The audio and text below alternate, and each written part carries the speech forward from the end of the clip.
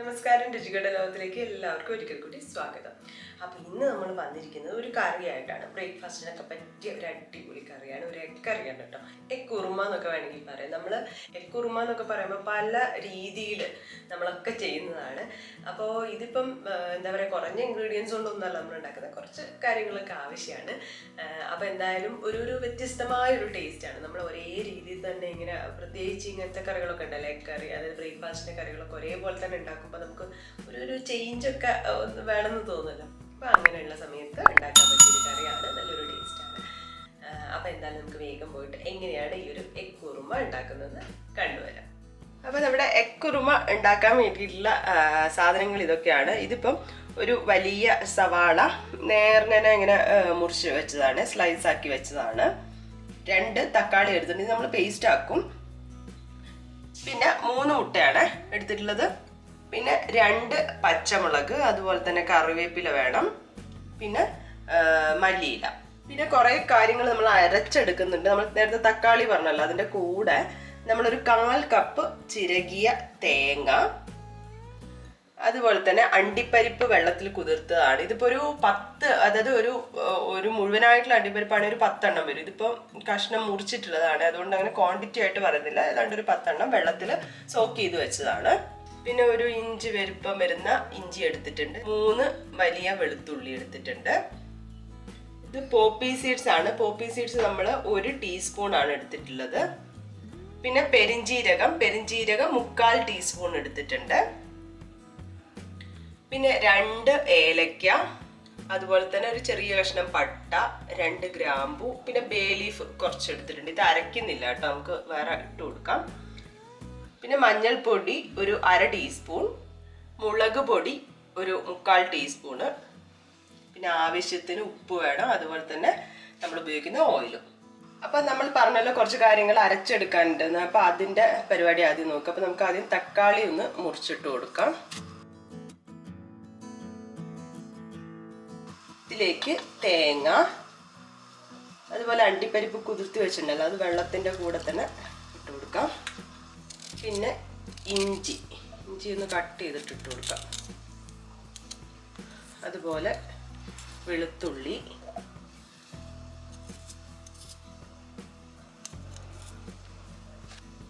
Poppy seeds, ഏലക്ക ഒന്ന് തൊലി കളയാം.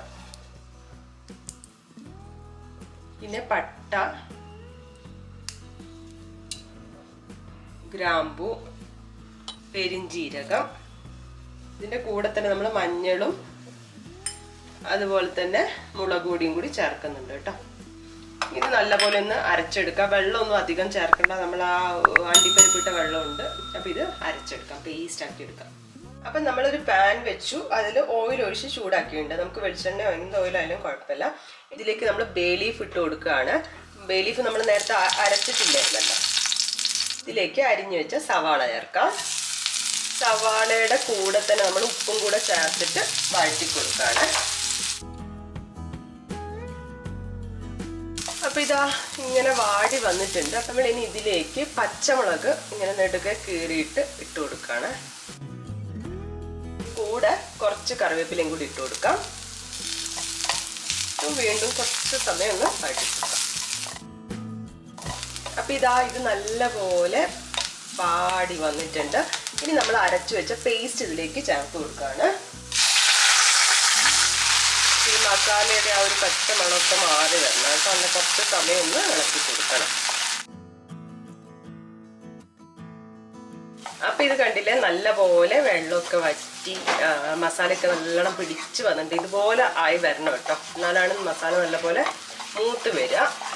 ഇനി നമ്മൾ കുറച്ച് വെള്ളം ഇതിലേക്ക് ഒഴിച്ചു കൊടുക്കുകയാണ്. കുറച്ച് വെള്ളം എന്നല്ല, നമ്മൾക്ക് ഗ്രേവിക്ക് ആവശ്യമായിട്ടുള്ള വെള്ളം. അപ്പം ഗ്രേവിക്ക് ആവശ്യമായിട്ടുള്ള വെള്ളം എന്ന് പറയുമ്പോൾ നമ്മൾ തിളപ്പിച്ച വെള്ളമാണ് നല്ലത് കേട്ടോ. അപ്പം നമുക്ക് ഇനി ഇതിലേക്ക് വെള്ളം ഒഴിച്ചു കൊടുക്കാം.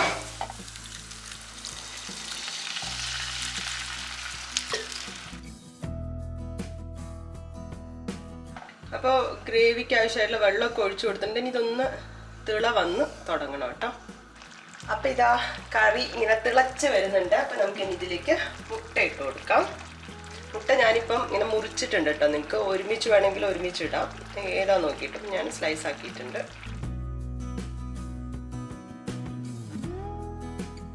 ഇതിൻ്റെ മുകളിലേക്ക് കുറച്ച് കറിവേപ്പില ബാക്കി ഉണ്ടായിരുന്നു, അപ്പോൾ അത് ഇട്ട് കൊടുക്കുകയാണ്. അതുപോലെ തന്നെ മല്ലിയില. സംഭവം റെഡി ആയിട്ടുണ്ട്. ഇനി നമുക്ക് സ്റ്റവ് ഓഫ് ചെയ്യാം.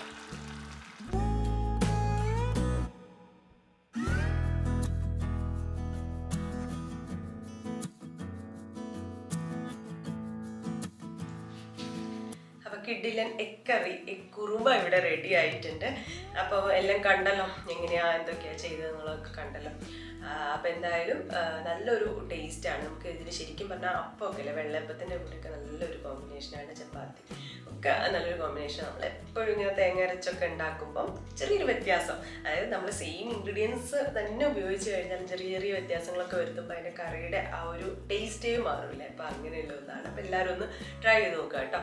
എങ്ങനെയുണ്ട്, ഇഷ്ടപ്പെട്ടോ എന്നൊക്കെ അറിയിക്കുക. അതുപോലെ നമ്മുടെ ചാനൽ ആരെങ്കിലും സബ്സ്ക്രൈബ് ചെയ്യാതെ കാണുന്നുണ്ടെങ്കിൽ സബ്സ്ക്രൈബ് ചെയ്യാൻ മറക്കരുത്. പിന്നെന്താ, നമ്മുടെ റെസിപ്പീസൊക്കെ ഇഷ്ടപ്പെടുകയാണെങ്കിൽ ലൈക്ക് ചെയ്യുക, ഷെയർ ചെയ്യുക.